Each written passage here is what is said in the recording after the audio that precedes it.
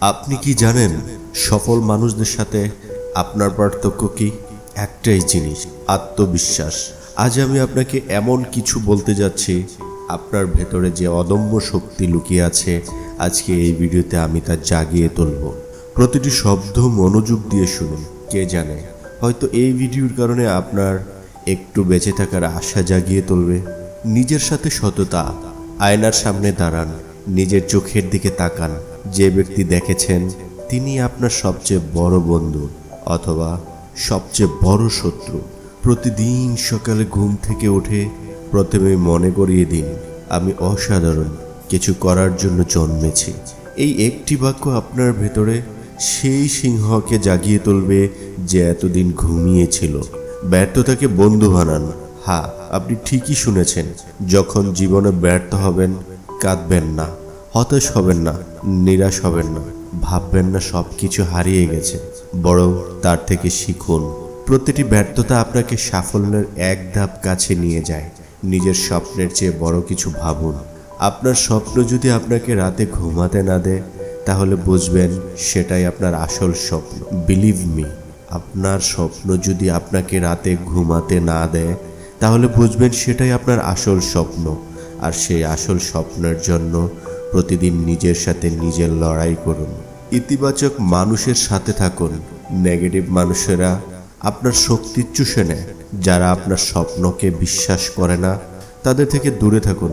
আপনার চারপাশে এমন মানুষ রাখুন যারা আপনাকে উৎসাহ দেয়, কখনো আপনাকে হতাশা বানায় না, কখনো আপনাকে হতাশার দিকে ঠেলে দেয় না। এটা বলবে না যে আরে না, এটা হবে না, আরে এটা করা যাবে না, এটা বয়স হয়ে গেছে, এটা আগে করলে ভালো হতো। এই ধরনের কথাগুলো কখনো কানে নেবেন না। প্রতিদিন নতুন কিছু শিখুন। গান ওই শক্তি, আর শক্তি আত্মবিশ্বাস। একটি বই পড়ুন, একটি নতুন দক্ষতা শিখুন। যে ব্যক্তি প্রতিদিন নিজেকে উন্নত করে, সে কখনো আত্মবিশ্বাস হারায় না। আপনার শরীরের যত্ন নিন। সুস্থ শরীরের সুস্থ মন। প্রতিদিন ব্যায়াম করুন, স্বাস্থ্যকর খাবার খান। যখন আপনার শরীর ভালো থাকবে, আপনার মন স্বতঃস্ফূর্তভাবে আত্মবিশ্বাসী হয়ে উঠবে। কৃতজ্ঞতা প্রকাশ করুন।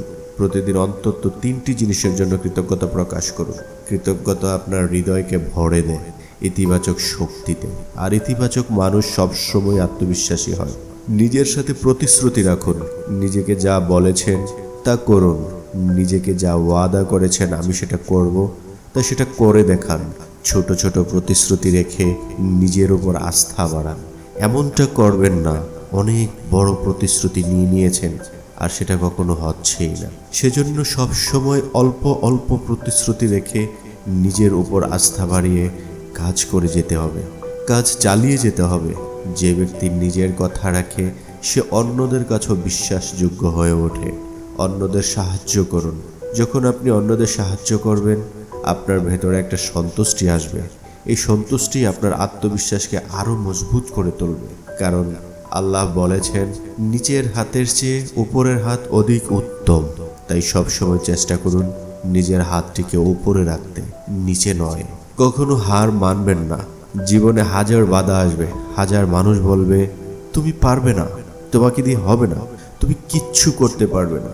কিন্তু মনে রাখবেন, যারা বলে পারবে না তারাই পারেনি, তারাই কোনো না কোনো দিক থেকে অসফল রয়ে গেছে।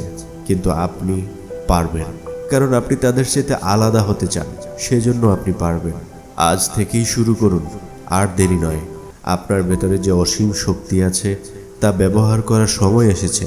প্রতিদিন আয়নার সামনে দাঁড়িয়ে বলুন, আমি শক্তিশালী, আমি সক্ষম, আমি পরাজিত নই।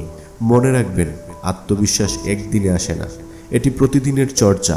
আজ থেকে নিজের সাথে প্রতিশ্রুতি করুন। প্রতিদিন একটু একটু করে নিজেকে আরো ভালো বানাবেন।